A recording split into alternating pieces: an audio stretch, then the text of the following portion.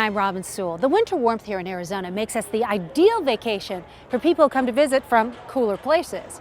But for professional ball players coming here for spring training, well, means vacation is over and it's time to get back to work.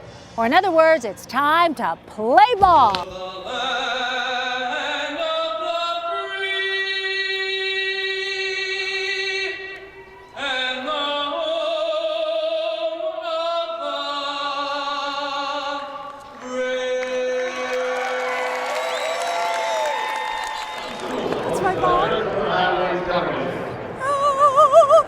Now, it's my turn.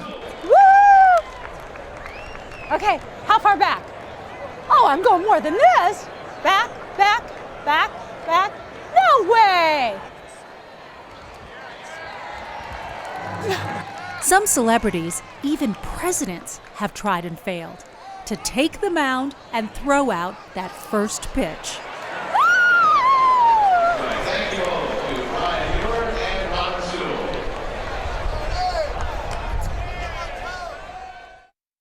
Okay, Gonzo, this has got to be one of the greatest views in spring training baseball. It is. It's nice up here, and just to have this facility here now for the Diamondbacks and the Rockies has been incredible. Tell us how spring training kind of gets the players psyched up for, the regular season. Well, it's exciting. I mean, there's a lot of young players that are actually vying for jobs. They're trying to win jobs to get to this level. A lot of them know that they're not going to really break with the club, but they're trying to get their name out there to not only the team that they're going out there trying to win a job for, but the other teams get to scout them out. And it's good for the fans, too, because they get to learn a lot of these young kids that are on the horizon of getting here into the major leagues. Right, because I think a lot of people think when they come out to spring training, and not that this is a bad thing, but it is a lot more casual than going to a regular game. But really, for the players, there's a lot of seriousness behind it. For instance, in my career, when you come out here, you're one of the young guys trying to make the ball club. And then you have your veteran players that know that they're going to leave with the team, and those are the more experienced guys. And when you're out here playing, the veteran guy is really going out there and getting his work in, trying to get his, his swings in, or preparing himself pitching and things. And these young guys are full tilt coming out of the chute because they're trying to win a job. And it creates a lot of tension and energy at the same time. There's competition at every position, so I mean everyone's here, giving it their, best effort and just out here having a good time and trying to get as prepared as we can. I say that's the biggest thing is staying healthy and trying to be prepared. What people don't see is that each and every outing those guys are critiquing themselves and going out there and trying to give it their all every single time. For me to go out there every single time and have my best stuff, I had to prepare way early before spring training, and it's not just getting ready for the season for like some people might see it. For me, it was try to get a job and try to solidify myself in the rotation. Diamondbacks President and CEO Derek Hall is a proud papa, eager to show off every corner of his creation. People in their lifetime get to design their own house or, something like this, but to actually design your own stadium and know what works and what doesn't work, so you can incorporate that into your own design. Exactly, and to know that it's going to be here for years for people to enjoy. It's a nice legacy for the organization. Scared to death when we opened it. That first game, I thought, oh no, what's the reaction going to be? How are people going to feel about the place? And just right away, total celebration from everyone. That's great. So now tell us where we're at right now. This is one of our 3 party decks. So this one here is the Miller Lite Taste Zone. Over on the first base side, which would be the Rockies side, appropriately the Coors Light zone, cold zone, and then upstairs the Pepsi patio. We left everything wide open behind us so that fans could see Camelback and Mummy Mountain. Right. You even see the Papagos. And you look out beyond center field, you've got the McDowell Mountains, you've got Four Peaks, you've got Pinnacle. It's just, there's no better view. Nothing against the Grapefruit League, but you know what? You don't get these mountain views in Florida. We got you beat. We got you beat, We don't have your travel time, we don't have your cold weather, and you don't have these views. Or humidity. If there's one sport that dominates life in Arizona, it's golf. And no event is more at the center of golf than the Waste Management Phoenix Open. For many thousands of Arizona visitors, it's the reason they first came to our state and why they continue to come back year after year. Started coming down here in the late 90s, early 2000s, and kind of came tradition. Sometimes rowdy, sometimes glitzy. 500,000 people show up here in person to watch. with many times that number following the action on television. Players want a piece of the more than $6 million waiting to be won. But much more than that goes to meet the needs of people who need help. One tournament is $9 million of profit, which becomes charitable contributions. Wow. It's a premier stop on the PGA Tour. And yes, there is a lot of money floating around here, but a big fat chunk of it always goes to the Thunderbirds charities. These guys with the tunics and the way too big bling around their necks are Phoenix Thunderbirds. They're the ones putting the go in all the golf for decades. Let's step back, though, in time a bit. One of my greatest memories of the Phoenix Open, which is now the Waste Management Open, was spending the day with Bob Goldwater. Bob Goldwater Jr. was one of the first Thunderbirds and probably the guy most credited with growing the tournament. The Thunderbirds started back in the 30s as part of an effort to raise tourism for a very small Phoenix, Arizona.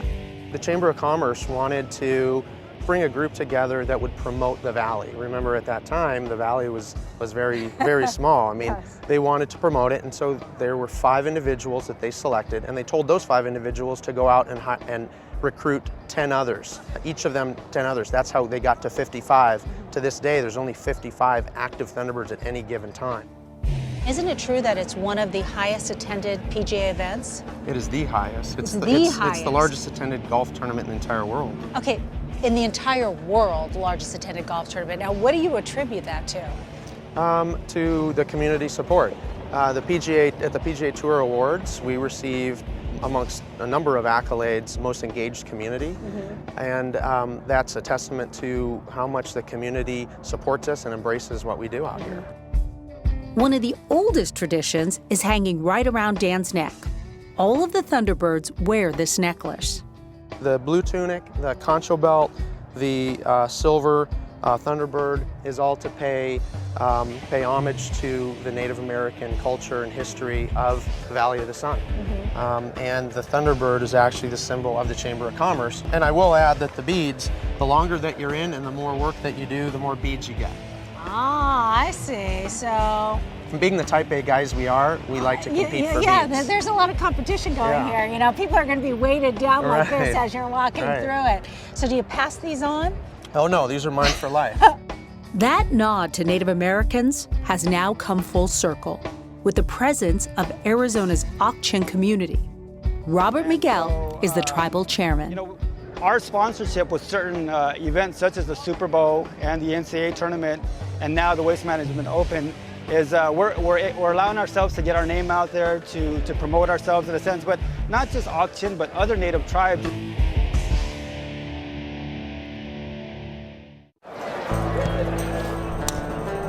There are more than 300 golf courses in Arizona, so 18 holes times 300 equals, well, okay. Probably no hole in the state is more notorious than this one, the 16th at the Tournament Players Club. It's one of a kind in many ways. It is the only fully enclosed hole on the PGA Tour. Okay, how awesome is this? If you are a golf fan, this is the place to be. Although I have to admit, we had to pull some strings because you have to have exclusive access to be standing right here. I mean, check it out. Look how close we are to the most famous hole in golf. ASU grad, clearly a fan favorite, the Open's favorite son. There he is, Phil Mickelson, right here on the 16th. After teeing off, players have to face the music from fired up fans along this fairway. Some players dread it as one of the worst hazards on the course, worse than water, worse than sand.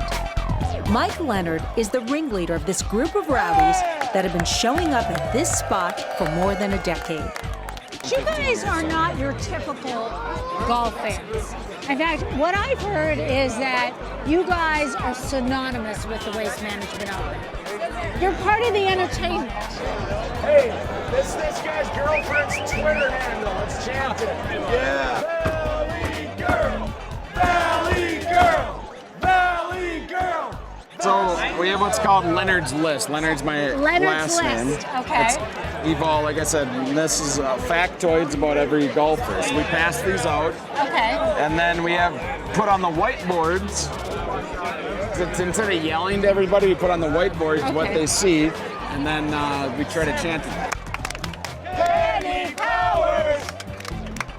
Kenny Powers! We make crib sheets about every golfer. We find about their colleges, their high schools, pets' names, ex-girlfriends, favorite foods, caddies' names. Caddies' names is kind of a popular thing lately because they don't get that in every tournament. Maybe you have some players who come just for you guys. They say that I'm excited to see it. You don't see this in golf ever.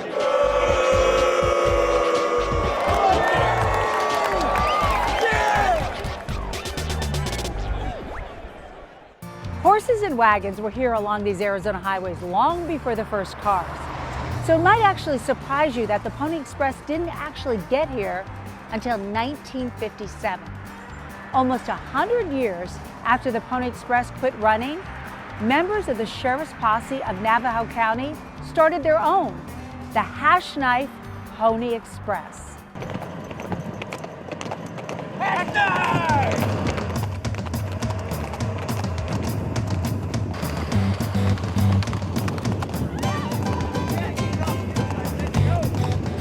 Oh, I'm an adrenaline junkie, always have been. And the thrill of the run for a mile at a pop in a relay, it's a thrill. We all think we know the story of the Pony Express, but let's hold off on the history for just a moment and get right to the horses and the handoffs. The idea is to hang on to the mail. We never drop the mail. The mail has to keep moving. So when I'm coming up on my relay rider, I grab that bag and I want as much handle out there that he can see because I'm not going to slow my horse down. And I'm going to hold that bag out as far as I can so that we don't have to bump horses. That way he can just reach out, he can grab that handle, and when he's got a good handle, he yells hashknife. And once he's got a good grip, I let go, and the bag is his. And then we just, I maintain with him, and then I start slowing my horse down. And that's what happens for hundreds of miles. These are the riders of the Hashknife Pony Express. This stretch of Highway 260 between Christopher Creek and Payson is one of the few places you can see them out in the open on their annual ride. You really don't want to wear out your horses. You need a nice little lope for your horse to not get too tired right away. And not too fast either, because you also don't want to hurt the horse or yourself. The historical Pony Express began in 1860 and never passed through any of what would only later become the state of Arizona. But nearly 100 years after the original Pony Express stopped, the Hashknife riders decided to bring it all back to life. This is prestige of history right here. And without history, we have nothing. And being able to relive a part of history like this, it's awesome. Hard as it is, compared to the original riders, these guys say they've got it easy.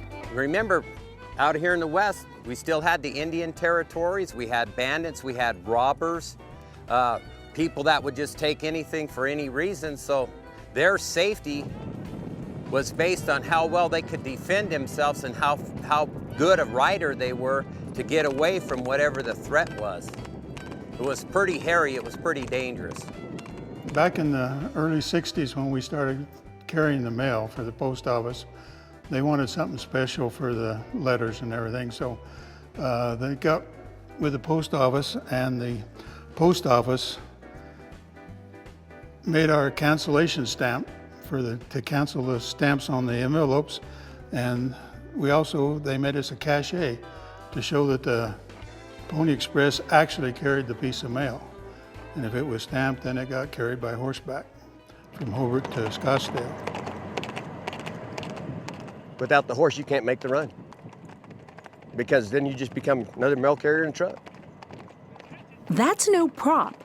Inside each bag is real, registered U.S. mail. So mile by mile, the Hashknife riders hang on tight to tradition and responsibility. The original Pony Express didn't use a bag like ours. Our bags actually came from the Burlington Northern Santa Fe back then. these actually hung on mail hooks, and the mail train would come by and they would grab them, bring them in, and then they would go to the next station, and at some point in time the train would stop and they would hand the mail over to the post office. The original Pony Express had a saddle that's actually, it's like a machaca. It actually set over the saddle, and it came down, and they had pouches on each corner where they put the mail. And they actually, each time they switched the horse out, they would just take the machaca off and switch to another horse, and the rider would keep going. For us, we use these bags here out of nostalgia because of the railroad. Holbrook's a big railroad town, and because they're light, they're easy to load, they're pretty much user-friendly. We can lock them, we can secure them. They're easy to hang on to, and riding on a horse, we can loop that loop over the saddle horn, and it helps us hang on to the mail so we don't drop it. This is my 3rd year, and it's good organization because we also do search and rescue.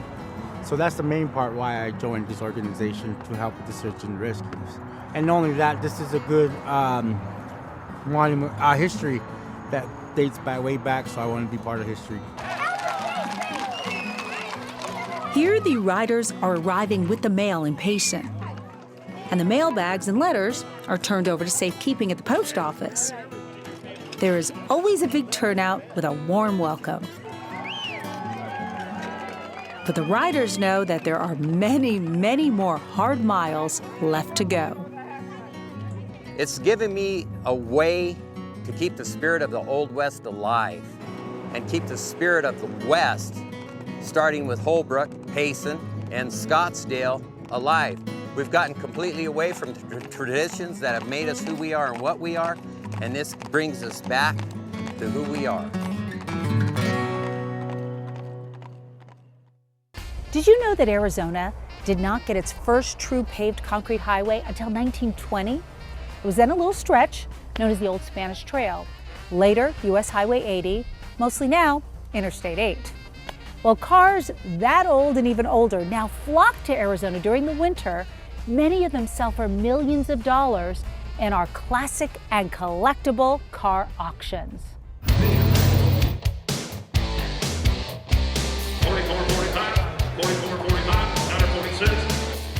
This is Mecca for collector car enthusiasts. You have 5 other auction houses that are here also conducting business. It's estimated that we'll probably eclipse possibly 350, possibly 400 million in sales between all of the auction companies here just this weekend.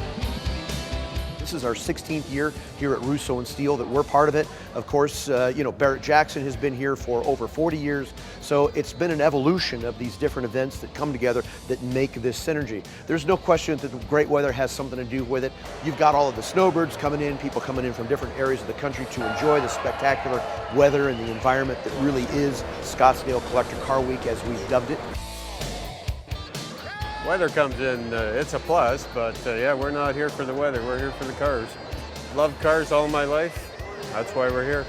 Me too, I'm a mechanic. I've always loved Oldsmobiles. I have one right now, 72 Olds convertible. For car collectors, every year starts here in Scottsdale. Barrett Jackson is the biggest. Russo and Steel may be the loudest.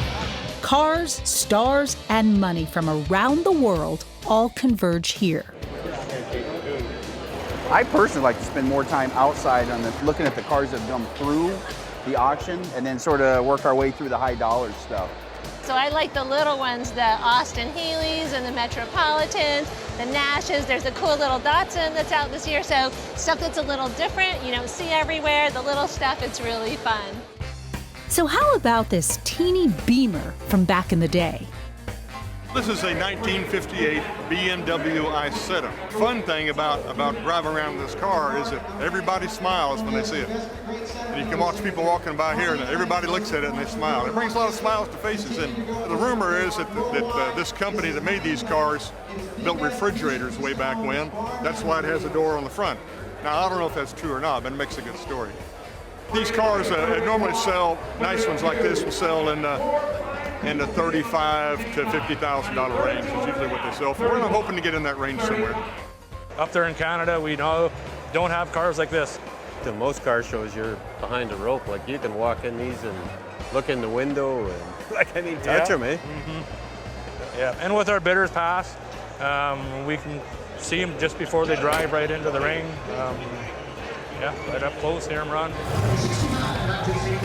For the price of a ticket at these auctions, you can look all you want, sometimes even touch.